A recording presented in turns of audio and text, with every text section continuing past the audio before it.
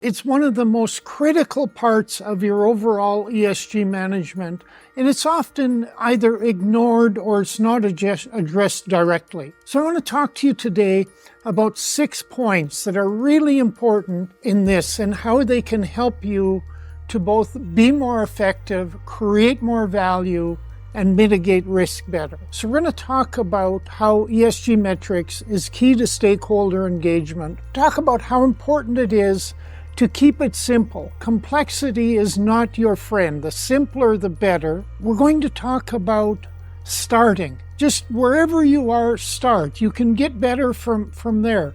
But start by identifying your impact in your key environmental and social areas. What are you measuring now? How are you measuring it? And then we're going to look at how you link that impact to value propositions and stakeholders. So as I said, it's key. ESG metrics are key. Whether you are doing a highly complex, structured ESG report to meet some of the global standards, or whether you're doing a more informal one to educate your market or key stakeholders, whatever you're doing, it's important that you identify your key ESG impact areas, and then what are the metrics? What are you measuring? How do they connect to your stakeholders? And keep it simple. You can write complex reports and deal with this, but you don't have to. If you're looking at, if one of your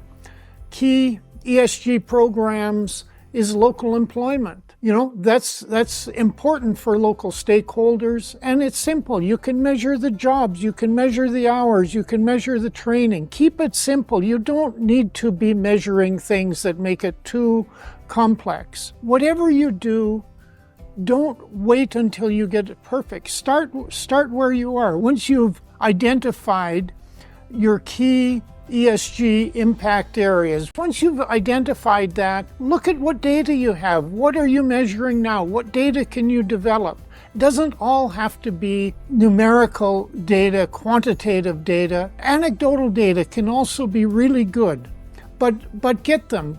Once you start, you can always get better. Make some ideas, make a roadmap for improvement, but start where you are and get starting. Identify your impact in these key areas. What is the business impact? What is the social or stakeholder impact?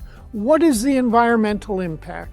On some, if you're looking at greenhouse gas emissions, for instance, the metrics are there. It's pretty standard for measuring them. If you're looking at other areas, maybe you're looking at developing local suppliers in your supply chain. So you can look at the number of local contracts, the growth in local contracts, the number of secondary employment positions created. The thing is, the ideas will come once you focus on, but start by identifying your meaningful areas and look at the impact and look at how you measure it. Look at what you're measuring now. Does it measure your meaningful impact as it relates to business, society, stakeholders, and environment? Look at it. Don't get carried away. You can't measure everything. Measuring one or two things is actually better than trying to measure too many, because if you try to measure too many,